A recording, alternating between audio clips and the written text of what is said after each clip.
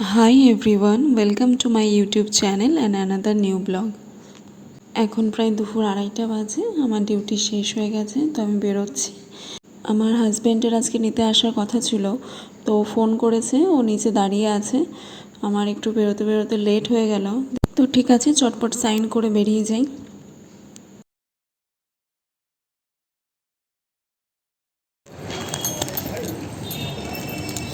অনেকক্ষণ দাঁড়িয়ে আছো? ওরও আজকে মর্নিং ডিউটি ছিল, সেই জন্য একসাথেই বেরিয়েছিলাম, আর ফেরার পথে একসাথেই যাচ্ছি। তো আমার শরীরটা খুব একটা ভালো নেই, তো ফেরার পথে একবার ওষুধটা নিয়েই যাব। জ্বর সর্দি কাশির ওষুধ হবে? হ্যাঁ আমার 25 ধরুন।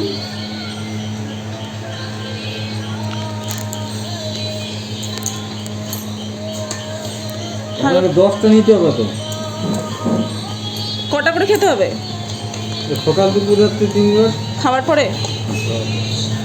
ঠিক আছে, 10টা দিন কত আছে? 22টা। আচ্ছা, তো আমার শরীরটা খুব একটা ভালো নেই। আজকে ডিউটি যাওয়ার আগে আমি আর কিছু করিনি, ওই একবারে রান্না করে তারপরে বেরিয়েছে। তো একসাথে দুজন মিলে তাহলে খেয়ে নেওয়া যাক, খেয়ে দিয়ে আবার ওষুধটাও খেতে হবে। এই ওষুধ না আমার খেতে একটুকু ভালো লাগে না, কী আর করা যাবে, জ্বর যখন বাঁধিয়েছি খেতে তো হবেই। আজ কালকেও ডিউটি আছে, ছুটিও নেই যে একটু রেস্ট করব, তো ওষুধ খেয়ে শরীরটা ঠিক করতে হবে। এখন মেডিসিনটা খেয়ে একটু রেস্ট করব, আর মাথাটাও যন্ত্রণা করছে, তো একটু বাম লাগিয়ে একটু ঘুমিয়ে নেব, দেন উঠে বাকি কাজগুলো করব। এখন শরীরটা অনেকটা ঠিক লাগছে মেডিসিনটা নিয়ে। দুপুরবেলায় এসে চুলটা ছাড়ানো হয়নি, তখন এত শরীর খারাপ লাগছিল, খেয়ে দিয়ে ঘুমিয়ে পড়েছি মেডিসিন নিয়ে। তো এখন চুলটা ভালো করে ছাড়িয়ে নিয়ে চুলটা বেঁধে সন্ধেবাতি দিয়ে একটু চা খেয়ে নেব, দেন বাকি যে কাজগুলো আছে সেগুলো কমপ্লিট করতে হবে। ঘুম থেকে উঠে চা খাওয়ার অভ্যাসটা আমার বিয়ের পরেই হয়েছে, তো এখন চাটা না খেলে ঘুমটা ঠিক ভাঙতে চায় না। তো এখন চা সাথে একটু নিমকি খেয়ে নিই, খেয়ে দিয়ে তারপর রাতের জন্য রুটি করতে হবে, সেই জন্য আটাটা এখনই মেখে রেখে দেবো। কালকেও মর্নিং ডিউটি আছে, তো কালকে সকালে কিছু কাজও আজকে রাতেই সেরে রাখতে হবে, কারণ সকালে 8টার মধ্যে আমাকে হসপিটালে ঢুকতে হয়। তো সকালে উঠে যদি কিছু কাজ করব ভাবি, সেটা খুব একটা হয়ে ওঠে না।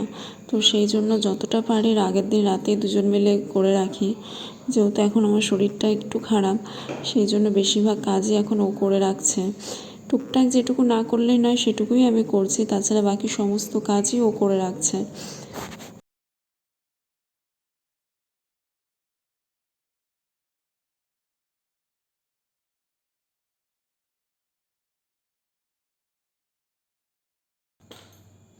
এদিকে রুটি করার জন্য আটাটা মাখা প্রায় কমপ্লিট হয়ে গেছে, এটা এখন একটু ঢাকা দিয়ে রেখে দিই।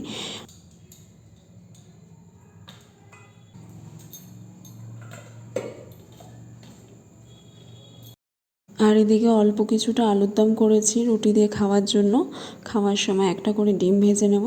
আর ফ্রিজে মিষ্টি আছে, তো এটা দিয়ে আমাদের আজকে ডিনার হয়ে যাবে।